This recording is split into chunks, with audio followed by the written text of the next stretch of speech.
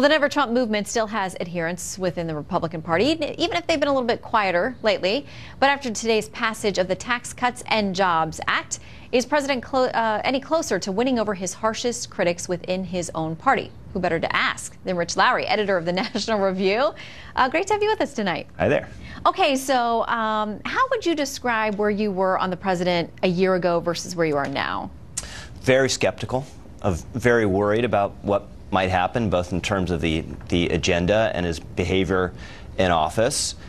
He was in the campaign, and he talked about he was going to spend more money on infrastructure than Hillary Clinton, talked a lot about ripping up trade deals and imposing tariffs. None of that has come to pass the first year.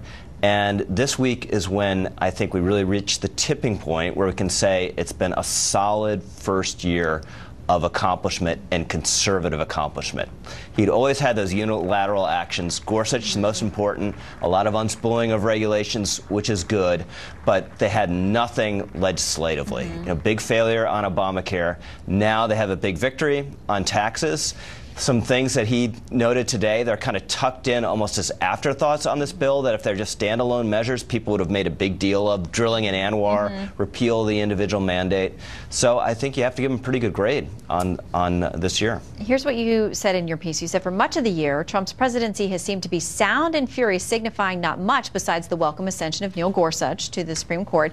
Now it is sound and fury, signifying a discernible shift of American government to the right.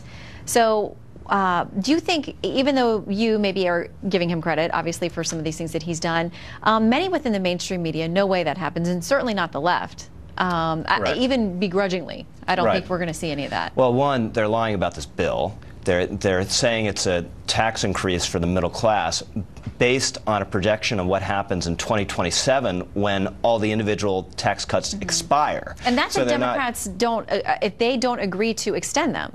So they're going to have some part in that if that does happen. Yeah, the only way it would happen is Democrats oppose it, which, you know, if they're so in favor of middle-class tax cuts, they wouldn't. So that would undermine their talking point there. They want to ignore the economy. And look, Trump inherited an economy that was much better than what Obama inherited, but right after his election, you immediately saw the stock market going up, a surge of business confidence on the expectation that you'd see deregulation, corporate tax reform, and tax cuts. Now all that's happened, so hopefully that'll be an accelerant on the economy and allow Republicans to take credit for the economy in the year ahead. And they need things like that, because it does seem as though there's a Democratic wave building just based on animus towards this president. Yes. Okay, so let's talk through some of the things. You mentioned several of these. The ISIS caliphate virtually beaten, the stock market soaring, tax reform passed, out of the Paris Climate Accord, Jerusalem now designated as Israel's capital, at least the U.S. recognition, Anwar open for exploration, individual mandate repealed as part of the tax deal, Justice Gorsuch, unemployment down, and many other things. So we've talked a lot about the domestic and the economy, which a lot of businesses, as you said, were acting on the expectations there. But this issue about ISIS is really not getting much attention at all. And not to say that this group has gone away, because we know that they foment and you know, go into other areas and recreate as other things sometimes. But that whole caliphate idea that they were, you know, accelerating just a couple of years ago, it seems, at least geographically, that's been broken up. Yeah, it's a big deal that we're over the hump in terms of ISIS. And he's had a, you know, the left thinks of him as this just wild-eyed maniac just based on his Twitter feed. But you look at his policy in the Middle East, it's been quite cautious. There's been this very stovepiped war against ISIS that has been successful, but you haven't seen any major interventions abroad in the Middle East. With North Korea, it's more or less been a status quo approach, just with much more aggressive rhetoric. No one else would call him Little Rocket Man except for President Trump. I think he's but pretty there's unique not war imminent on the Korean Peninsula either.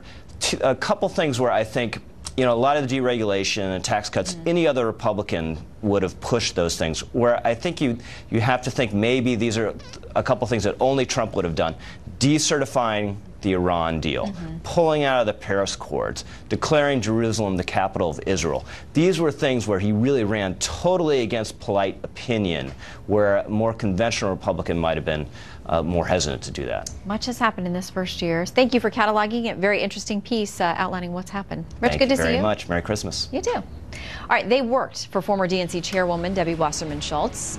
Could her former IT staffers have ties to Hezbollah or other terror groups? We're learning a lot more. We're hearing from a congressman who is demanding that the DOJ probe into this matter. He wants answers. Next.